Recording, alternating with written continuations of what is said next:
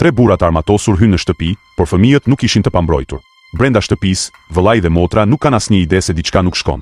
Sapo njëri prej burrave arrinte dera, një alarm tavani fillon papritur të bjerë. Fëmijët mendojnë se mund të jetë ndonjë nga truket e nënës së tyre. Por në çastin tjetër dera e përparme shpërthen dhe ata kuptojnë se rreziku ka mbërritur. Në atë moment, një sistem inteligjent instaluar nga nëna e tyre skanon fytyrat e tyre. Sapo i njeh, në mur hapet një kalim sekret. Pa humbur kohë, vëllai dhe motra vrapojnë brenda bashkë me qenin e tyre. Para se sulmuesit të futen plotësisht në shtëpi, fëmijët aratisen përmes tunelit dhe arrin në një stret të fshehtë nëntoksore. Dhoma është e mbushur me lodra dhe me çdo lloj pajisje mbijetese.